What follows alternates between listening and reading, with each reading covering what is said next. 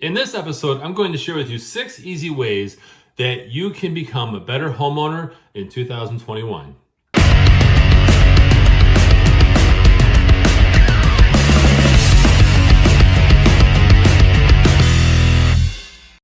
Welcome everyone to this episode of the Ask Jason Gelios Show. I'm Jason Gelios, Michigan Realtor. I really appreciate you guys tuning into this episode.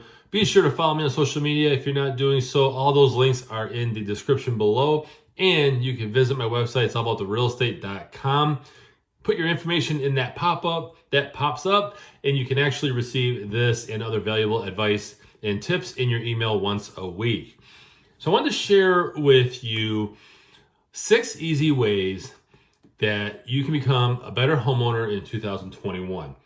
And it doesn't mean that you're a bad homeowner right now, right? Or maybe you're not a homeowner, but you're looking at purchasing a home soon and you're like, what are some things that might help me become a better homeowner? And so I'm going to share with you. And so the first one is planning. It's important to plan what you're going to do. And for me, I like to actually think of annual goals in terms of home projects. So this year, what do we want to do to the home? Do we want to get a new front door? Do we want to get an above ground pool? Do we want to have the patio resealed? Although that's not a huge job. But what do we want to do year after year? If you live in a state like I do, like Michigan, where we get the change of the seasons, that could play a factor. Some jobs you want to have done in the summer and others can be done inside the home in the wintertime. So the first one is obviously planning.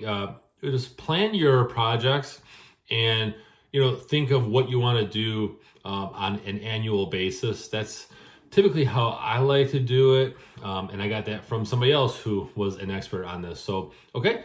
Number 2 is set a budget. Now, you have to know how much things cost and if you have the budget for it. There are multiple projects that I would like to do, but it's very important to set a budget and be smart and think, okay, what's in the budget to get done in 2021, in 2022, 23, things like that. So you got to set a budget, know where you are at, maybe apply a little cushion just in case things cost more, and then just apply that budget to your project. Then number 3 is be water wise. And what this means is look at your home and determine, is there any wasteful water happening? Do I have a leaky faucet, a leaky sub pump, a backup sub pump leaking, right? Is there something that is causing you to spend more money on your water bill? That's probably a huge thing that quite honestly probably should have been number 1. But be water wise and know if you have any wasteful water going out. If you have a sprinkler system, are you running it too much? If you have a pool, maybe there's a leak.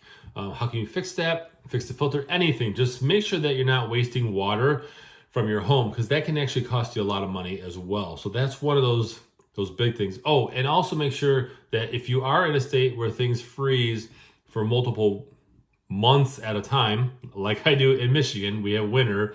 It feels like forever. You don't want to have water leaking as well, because that could also cause damage to the home. Number 4 is check those gutters. Gutters should not be filled with junk. When I'm showing houses, I see this often when we're doing home inspection, where the home inspector almost always mentions the gutters and how they're full of junk and crap and they're clogged. Maybe the actual top part of the gutter isn't clogged, but the downspout is, and then it expands and breaks and then freezes in the wintertime, causes all kinds of issues.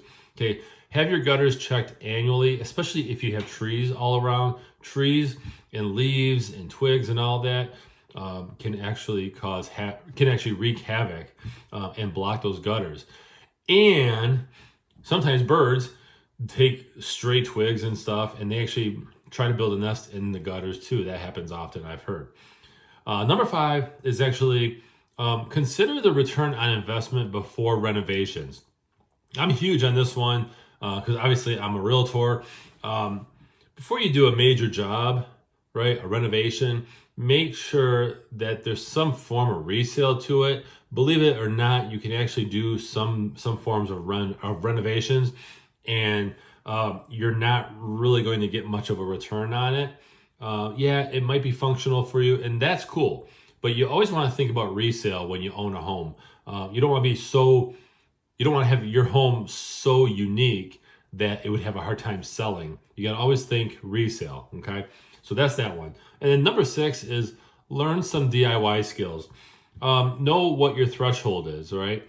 Some people, they will fix anything under the roof except for electrical or gas or things like that.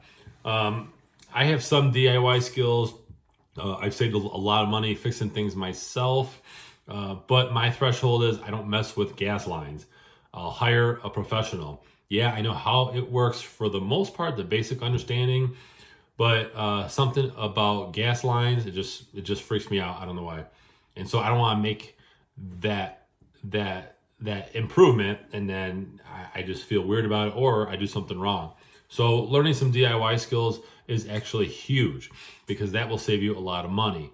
So these are just 6 easy ways that I wanted to share with you on how you can become a better homeowner, not just in 2021, but whenever, quite honestly, whenever you're watching this episode, these are easy ways that you can become a better homeowner and save some money. So if you found this valuable, definitely follow me in those links. I have the social media links in the description below. And be sure to visit my website, allwiththerealestate.com. I appreciate you watching. Thanks, guys, for watching this episode of the Ask Jason Gelios Show. Did you know that I also have a podcast? Go to where you love your podcasts, where you love to listen to those podcasts, right? Search Ask Jason Gelios Show, or you can search my name, Jason, Gelios, and be sure to subscribe. Take me on the road with you, right? You can hit audio. I add episodes all the time. Be sure to subscribe to my podcast. Thank you.